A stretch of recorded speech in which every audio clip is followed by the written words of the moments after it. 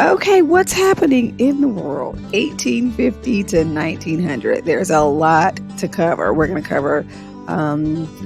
just going to cover the history. We're going to talk a little bit about dress reform and abolitionist and changes in technology and the first couture French house. The invention of the sewing machine, became a boon for the manufacturing of ready-to-wear clothing.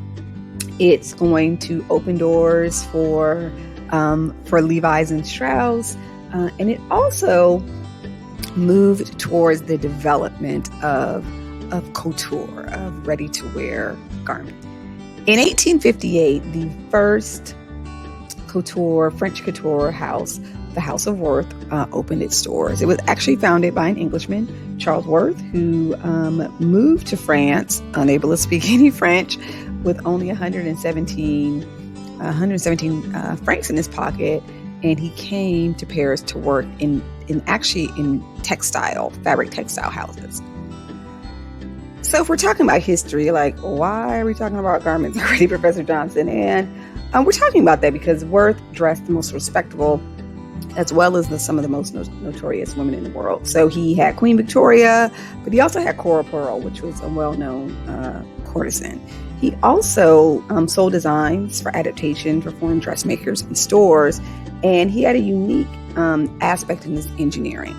The unique thing with his construction is that he designed his clothes so that each part would fit interchangeably with another. So, for example, the sleeve on this garment could fit any number of bodices, and the bodices could fit any number of skirts. And he worked until 1880, and then his sons took over his business, and stayed in business until the 1930s. At this point, England is at the mid-stage of the Victorian era. Queen Victoria was nearing the middle of her life, but the British enjoyed prosperity marked by increasing imports and exports. And many countries envied Britain's industrial acumen and tried to emulate its success. France, on the other hand, was still suffering through, what had happened with the French Revolution and what's known as the Second Republic. But Charles Worth did help Paris become the fashion center of Europe. So now the United States, right? In this period that coincided with the Civil War, Americans were about 23 million people, and a little more than half still lived east of the Mississippi River. 12% of our population at this time was foreign born. And thanks to the Industrial Revolution, annual output of factories surpassed that of agricultural products. Although education remained predominantly private, the foundations for public school education had been laid. And in 1862, Congress passed the Morrill Act that established a land grant system of higher education. So these established public colleges and universities in most of the Midwest, Eastern, and Southern states. The women's rights movement had begun in the 1850s, and it was often an alliance between the anti-slavery abolitionist movement and the temperance or anti-alcohol movements. Women at this time still lived under many legal and social restrictions, so they had no control over property, they couldn't vote, and in some states, as late as 1850, a husband was allowed to beat his wife with a reasonable instrument. Before we move on to the Civil War, I want to talk about the discovery of gold at Sutter's Mill in California in 1848 that brought thousands of prospectors to the West. And along with them, entrepreneurs arrived with garments that they knew that these miners needed. And one of those entrepreneurs was Levi Strauss. The miners complained that their pants didn't last long under the rough work of mining and the pockets ripped. So it was actually a tailor named Jacob David who secured the pockets with rivets.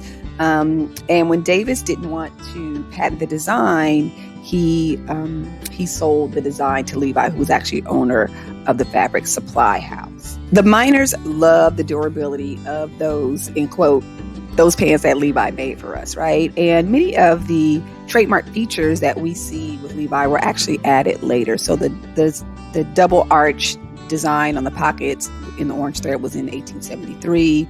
The leather patch was in 1866. Belt loops in 1922, and the red tab was 1936.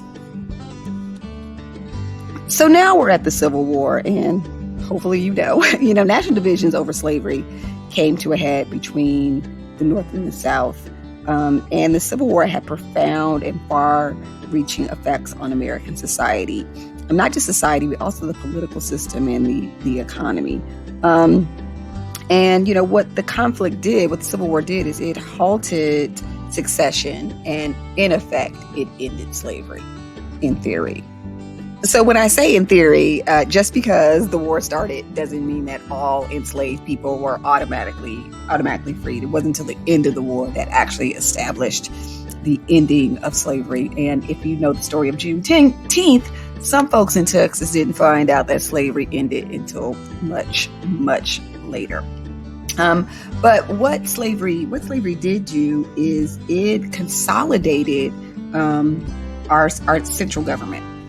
What the Civil War did for fashion is it accelerated the spread of mechanization and of the factory system. So the number of sewing machines doubled between 1860 and 1865, and the production of shoes increased during the war with development of machines that could sew the upper part of the shoe to the sole. So what that did is that set the groundwork for the mass production of clothing that we see going forward to the 19th century.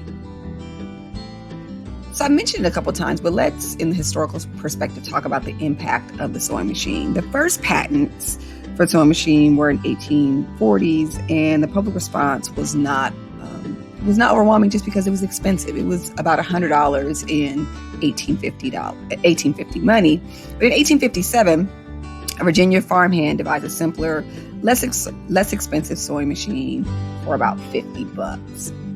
But it wasn't until unemployed mechanic and actor Isaac Singer developed a cost-effective sewing machine. And Singer sewing machines became one of the first domestic appliances to be manufactured on a production line basis using interchangeable parts. And this allowed him to drop the price significantly.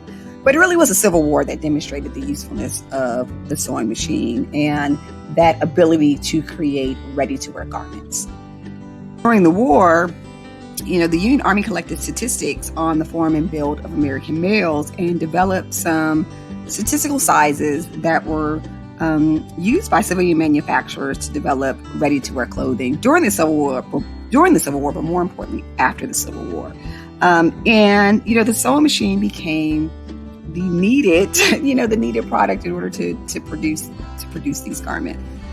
At the close of the war and the world turning back to normal, seamstresses that generally worked in their home were hired out by clothing manufacturers to do piecework. They saw the benefit of the increased speed of the sewing machine, and those savings it was major savings in time on simple items like men's shirts and dresses, and that allowed these garments to be mass produced.